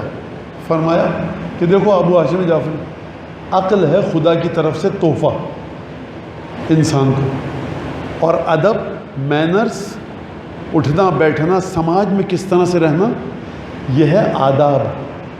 من تکلف الادب، جو اپنے آپ کو زحمت میں ڈالے گا، ادب کو سیکھ لے گا، قدر علیہ، اس کو آداب آ جائیں گے، اٹھنے بیٹھنے کے مینرز آ جائیں گے، سماج میں رہنے کی زندگی کے طریقے آ جائیں گے. ومن تکلف العقل، جو زبردستی اپنے آپ کو جو عقل دی ہے اس سے بلند مرحلے پر لا کر رکھے گا، سوائے جہالت کے کوئی اور عمل اس سے صادر نہیں ہوگا، ہر چیز کو برباد کرے گا. آپ نے توجہ کی؟ اب یہاں سے مرحلہ آتا ہے کہ عقل کو بڑھائے کس طرح سے انسان.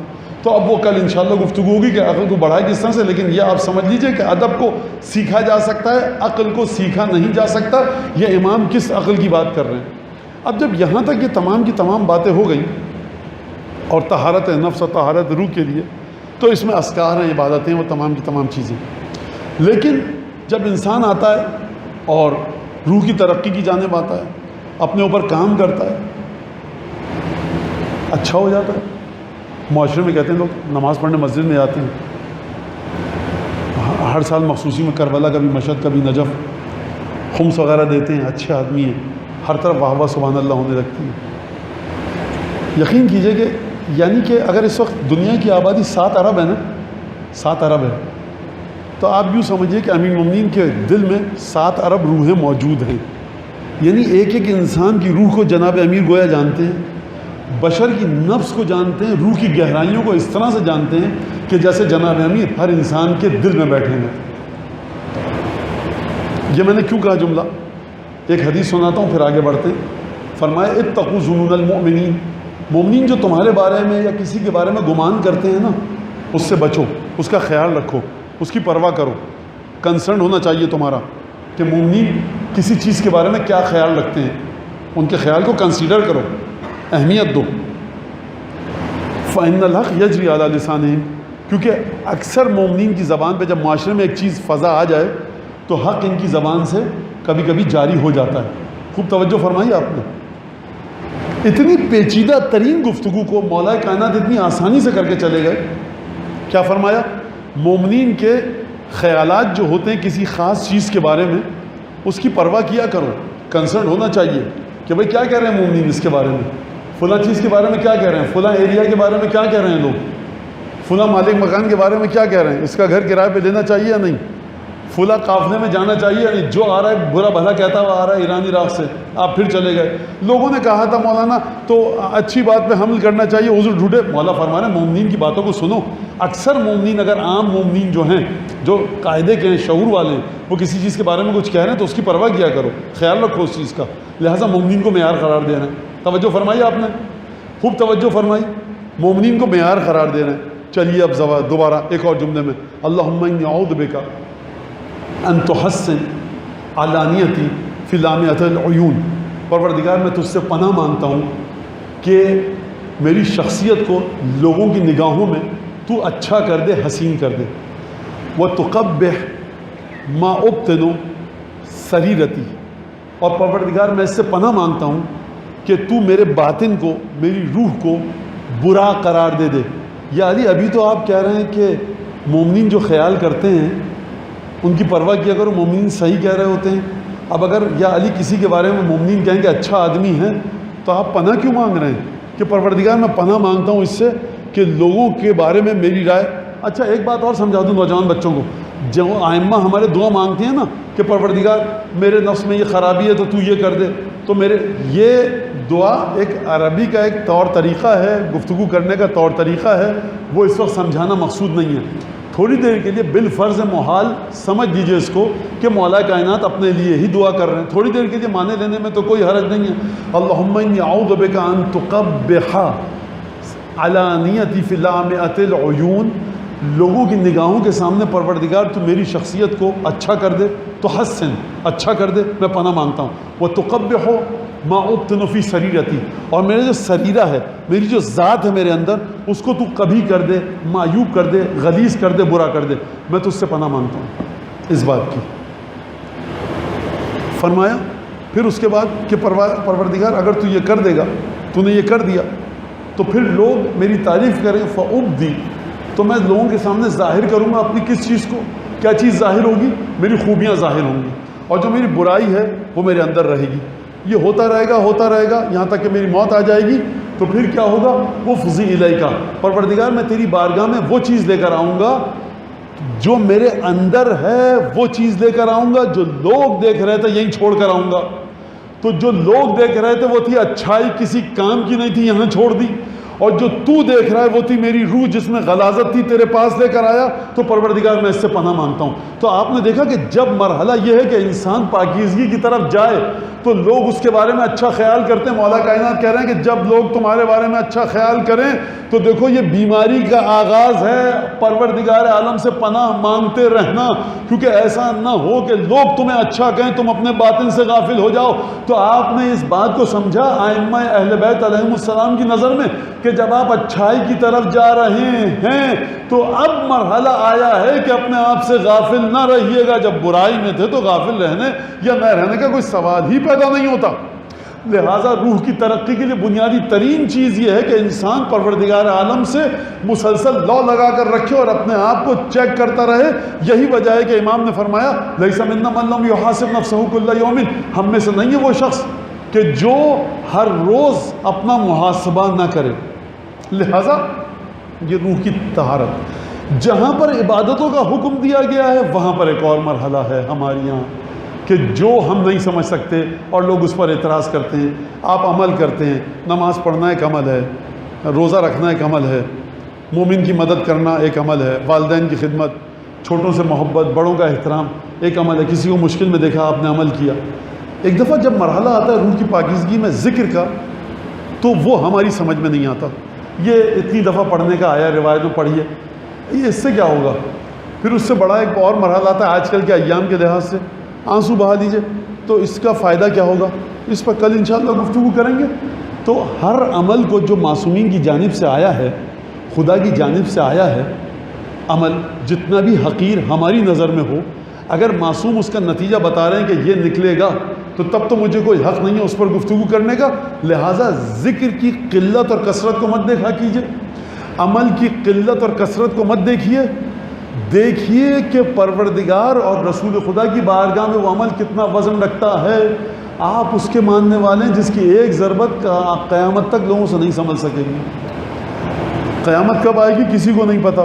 جب تک قیامت آئے گی سب امت مل کر عبادت کرے، امیر مومنین کی ضربت کے برابر نہیں ہو سکتے۔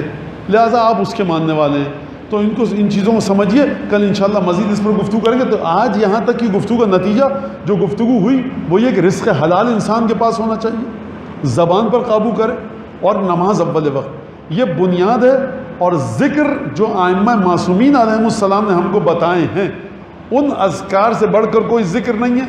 اور ذکر عملی بتایا ہے، ذکر زبانی بتایا ہے، ذکر قلبی بتایا ہے۔ کل ان تینوں چیزوں پر گفتگو ہوگی، اور یہی سرکار عرفان اہل بیت اور عرفان ائمہ علیہم السلام کا راستہ ہے۔ عزیزان گرامی،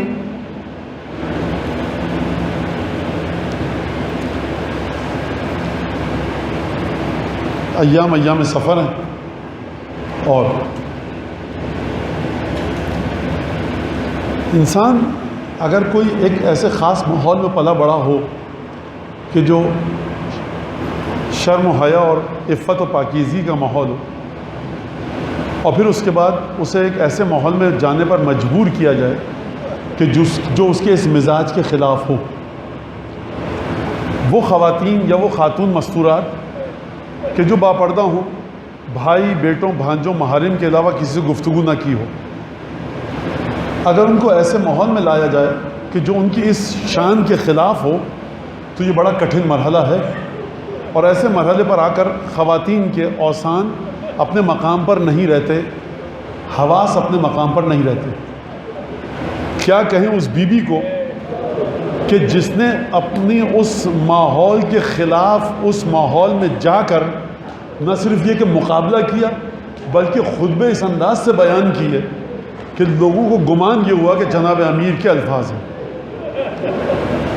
11 محرم کی صبح کو یہ قافلہ چلا اور رات کے وقت کوفے پہنچا، بڑی تیزی سے دوڑاتا ہوا لایا گیا قافلے کو دروازہ کوفہ کے پیچھے۔ بی بی زینب جیسی ہستی بیٹھ کر نماز تہجد پڑھ رہی ہیں۔ جناب سید سجاد فرماتے ہیں کہ میری پھوپھی نے کربلا سے کوفہ اور کوفہ سے شام ایک مقام پر بھی نماز تہجد میں تعلل سے کام نہیں لیا، یعنی وہی مناجات وہی دعائیں۔ آپ سمجھ رہے ہیں جناب زینب کی شخصیت کو؟ اگر اس شخصیت کو سمجھنا ہے نا تو چلیے جناب امیر کے پاس۔ جناب امیر فرماتے ہیں کہ صبح کو جنگ بدر ہونی تھی، رسول خدا پوری رات ایک درخت کے نیچے بیٹھ کر اس طرح نمازیں پڑھتے رہے، اس طرح دعائیں پڑھتے رہے کہ گویا صبح کو جنگ نہیں ہے، رسول خدا میرے الفاظ میں اپنے گھر میں بیٹھے ہیں اتنے سکون سے۔ لیکن میں کہوں گا یا رسول اللہ، آپ 3 دن کے بھوکے پیاسے نہیں تھے، آپ کے ہاتھ زنجیروں سے نہیں جکڑے ہوئے تھے۔ آپ اپنی نواسی کو اگر دیکھیے، ایک دفعہ تصور کیجئے آپ، ثانیہ زہرا 56 سال کا سن مبارک ہے بی بی کا، بڑھاپے اور ضعیف العمری کی حدود میں بی بی قدم رکھ چکی ہیں، زنجیروں اور رسن بستہ ہیں، بیٹھ کر نماز پڑھ رہی ہیں۔ سید سجاد کو تعجب ہوا کہ پھوپھی اماں آپ کیوں بیٹھ کر نماز پڑھ رہی ہیں؟ فرمایا بیٹا رسیوں کی بندش کی وجہ سے میں عادی حالت میں نماز نہیں پڑھ سکتا۔ ایک دفعہ دربار عبید اللہ ابن زیاد میں داخلہ ہوا، اور جب داخلہ ہوا تو ایک دفعہ بی بی نے خطبہ پڑھنا شروع کیا۔ امیر المومنین کا ایک صحابی عبداللہ ابن عفیف ازدی دربار میں موجود تھا، مولا کا صحابی ہے جناب امیر کا۔ ایک آنکھ صفین میں شہید ہوئی ہے، ایک آنکھ جمل میں، نابینا ہے، بنو ازد کا بہت بڑا رئیس ہے، دربار میں موجود ہے، نمایاں شخصیت ہے۔ بی بی زینب کے خطبے کی جب آواز اس کے کانوں میں آئی، نابینا ہے، ایک دفعہ گھبرا کے کھڑا ہوا، کہا کہ یہ علی بن ابی طالب کے انداز میں خطبہ کون دے رہا ہے؟ آپ نے توجہ فرمائی، بیٹی ہیں، مستور ہیں، لیکن لہجہ جناب امیر کا، فصاحت و بلاغت جناب امیر کی۔ 18 محارم کے جنازے دیکھے ہیں لیکن آواز میں کپکپاہٹ نہیں ہے۔ عبید اللہ نے کہا بیٹھ جا، یہ علی نہیں ہے، یہ علی کی بیٹی ہے۔ جب یہ سنا تو ایک دفعہ تڑپ کے بولا یہ علی کی بیٹی تیرے دربار میں کیا کر رہی ہے؟ کہا تجھے نہیں پتا، ہم نے علی کے بیٹوں پوتوں نواسوں کو قتل کیا، گھر کی خواتین کو قیدی بنا کر لائے۔ جیسے ہی یہ سنا مولا کے صحابی نے کہا کہ لعن اللہ علیک وعلی من ولاک وعلی من تولاک، لعنت ہو اس پر جو تجھ کو اپنا امیر قبول کرے، لعنت ہو یزید پر جس نے تجھے گورنر بنایا، اور لعنت ہو تجھ پر۔ ایک دفعہ عبید اللہ بن زیاد بکھرا، کہا کہ سر قلم کر دو۔ جلاد آگے بڑھا، بنو ازد کے 250 کے قریب لوگ دربار میں موجود تھے، 250 تلواریں نیام سے نکلی۔ کہا امیر یہ ہمارے قبیلے کا بڑا محترم ہے، بڑا بزرگ ہے، متقی ہے، سید و سردار ہے، بڑا نیک انسان ہے، ہم اس کی گردن کٹنے نہیں دیں گے۔ عبید اللہ نے معاملے کو دیکھا، ایک دفعہ جلاد کو حکم دیا واپس چلا جا، تلوار کو نیام میں رکھ لے، میں یہ آپ سے سوال کروں گا، بی بی زینب سے سوال کروں گا۔ بی بی زینب رسول زادی دربار میں موجود ہے، ایک شخص مدد کرنے والا نہیں ہے، رسول کے بھائی علی کا غلام موجود ہے، 250 تلواریں نکل پڑی ہیں، لیکن جناب زینب رسن بستہ ہیں، کوئی مدد کرنے والا نہیں، بے یار و مددگار۔